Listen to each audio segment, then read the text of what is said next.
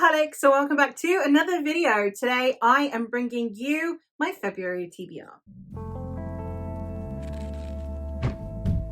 In February, I tend to take part in 3 readathons because I am that kind of person. And the readathons are Polarthon, which has not yet been announced, but even if it's not announced, I will probably do my own like little mini Polarthon. Then we have Fa-Ro-Feb readathon, which is the fantasy romance February readathon. And then we have Blackathon. Blackathon is because it is Black History Month in America. Jesse from Jesse on YouTube hosts the Readathon. They're an incredible creator, so if for some reason you are watching my video but don't watch Jesse's, go follow Jesse instead. They're an incredible human being and they host Blackathon every year. I don't know if Blackathon's been announced actually. I haven't checked my YouTube in a couple of days. So I am really excited for these readathons. Fa-Ro-Feb, Fantasy Romance February, obviously due to the fact that there is a Valentine's Day in February. And then Polarthon is hosted by Jade over at JD Ray Reads, and it is to read polar fantasy. Now, all of these, apart from Polarthon, are month-long readathons. So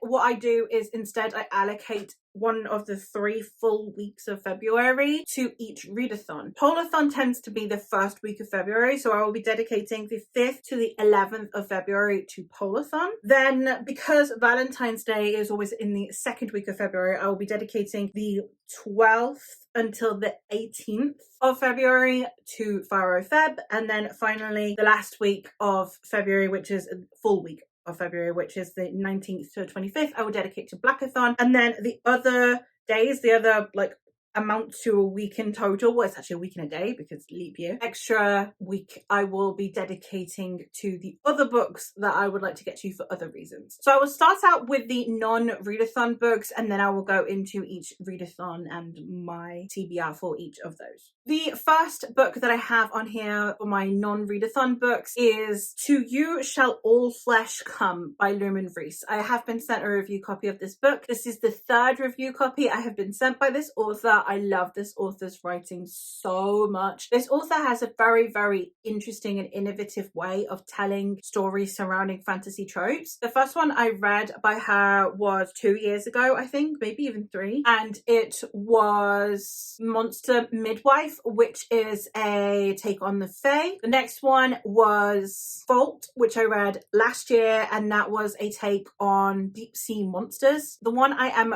reading this time is their take on vampires. And the synopsis of this one goes: a brilliant chief of surgery and his team ensnare vampires, harvest their organs to donate or sell on the black market, then tag them like sharks and release them back into the wild. Encased within their paste taker, attached to the heart, are a toothpick and a monitor of the levels of human blood in the vampire system. Their levels rise too high, they get death by toothpick. It's a barbaric new method to keep vampires docile. Apparently, they've been on the honor system this whole time. I am very excited to be getting to this book, and I think that having this play with morality, vampires versus harvesting vampires' organs, is a very interesting juxtaposition and play with morality when it comes to vampires. So I'm excited to be getting into this one. The next one that I have on my non-readathon TBR is I am going to be reading the 2nd book in the Memory, Sorrow and Thorn series. I am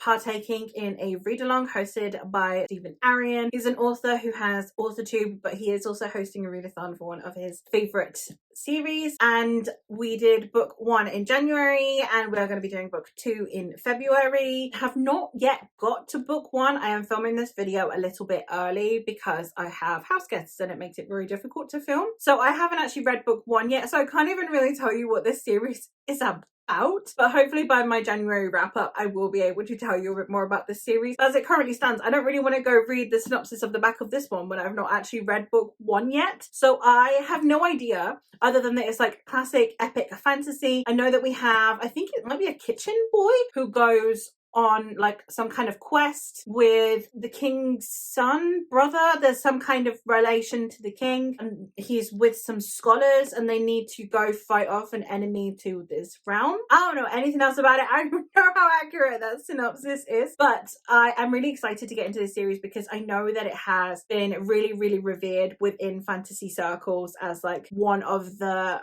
most innovative and well-regarded fantasy series, and also potentially underhyped series within the genre, and I know that it had a good impact on the genre. So I'm really excited for it, but I don't know anything about it at the moment. So just bear with me until I've at least read one, and then hopefully I'll be able to say a little bit more about it. If you are interested in this series and you are interested in reading along and you want to play catch up, I will go link Stephen's video down below where he talks about the read along in case you want to join us. Another read along, which is one that I am doing for myself, is I have decided to read the Cosmere. I got into the Cosmere. I kept putting it off and I was like, no, okay, what I'm going to do is I'm going to read one book a month. And with book 5 coming out in December, which is the end of the first arc in Stormlight, I thought, okay, now is a good time to do it, because by the time book 5 is out in paperback, I should be ready to read it, or like near about ready to read it, if I'm reading one book a month. So because it didn't take me like over a year, I think it might be taking me 2 years, because I am going to be reading it in the way the English books are. So I am going to be reading Way of Kings Part 1 in 1 month and Way of Kings Part 2 in another month. Therefore, I know that I am going to be taking a while to get through this series, so it makes sense for me to be reading while it will give me time to get to book 5 once it comes out in paperback. In January, I read Elantris, and so far, I absolutely loved that book. It's a really good book. So with the amount of hate that that one got, I was really confused, because people love Mistborn, and when I read Mistborn, it was just okay. So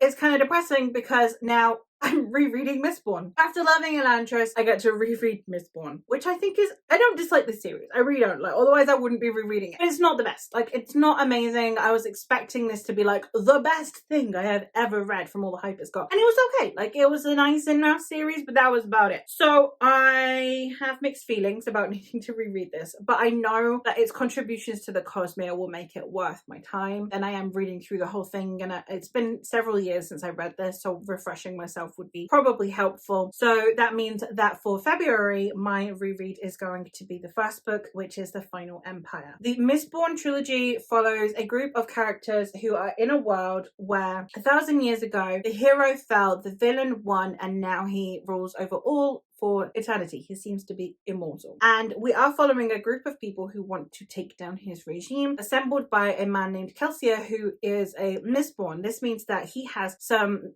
magical abilities that are superior to a lot of other magic users. The magic system in this is through metal consumption. People can consume one type of metal, which will grant them powers. However, Mistborns can consume all types of metals and get different powers. He manages to recruit another Mistborn and a group of people who can consume one metal, and they are going to take down this evil regime. It goes much further past that in the second and third books, but it was a good time, not the best time, but I'm sure it'd be worth my while for the larger scope of the Cosmere. Now getting into readathon books, the first readathon I'm going to talk about is Polarthon, and for Polarthon, I am going to be reading the Reindeer People duology by Megan Lindham, also known as Robin Hobb. I've not actually read any full-length novels by Megan Lindham yet. I have read some short stories in the Inheritance collection, which she uses both of her pen names, and the short stories in there were really weird, but I am suspecting that based on the synopsis of this one, I will like it more. I am excited to give it a go, and it does give me very much polar fantasy vibes. We have reindeers and we have wolves.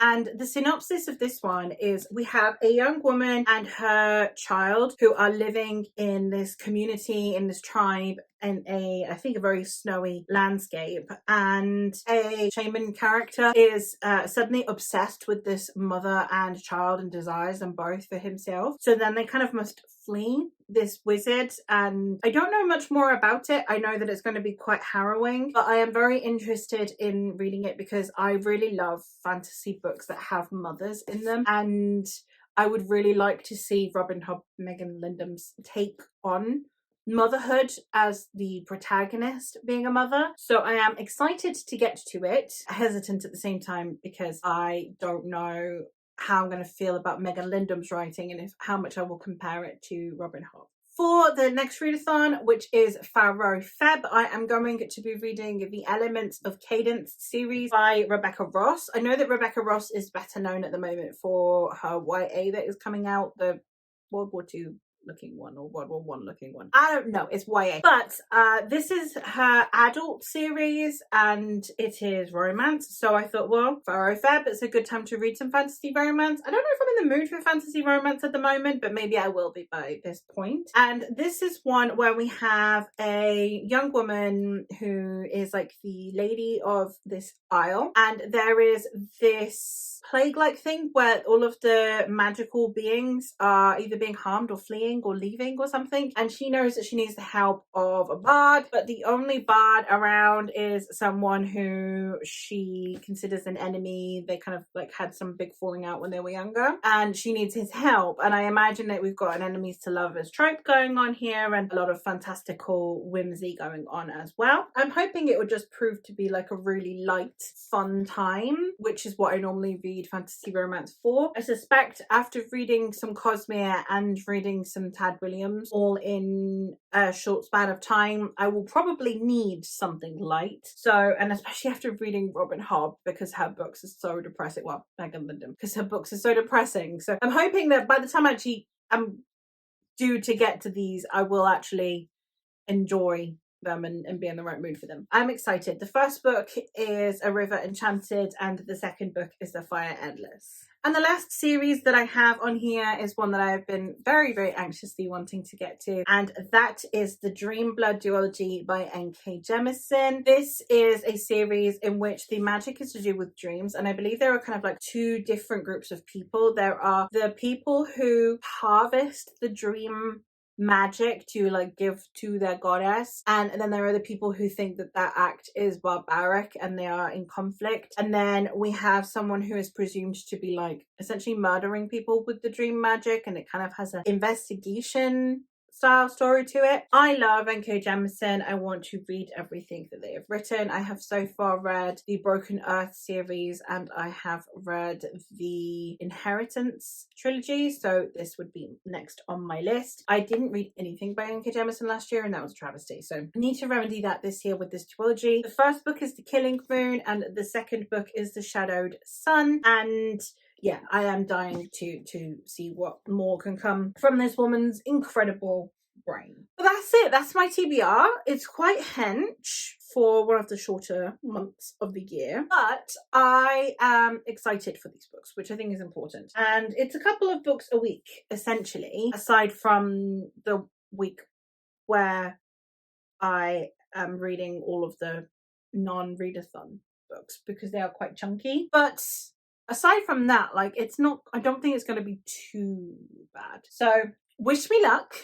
And like I said, I think when the prompts actually come up, if I have time for other books, then I will try and weave them in based on the readathon. As it currently stands, I'm just like going with the vibes of the readathon. So I have books by a Black author, I have books that have romance in them, books that have a snowy setting, and I'll just kind of like make my own prompts with it. But that is all for me for today. So thank you ever so much for watching, and I will hopefully catch you in another one soon.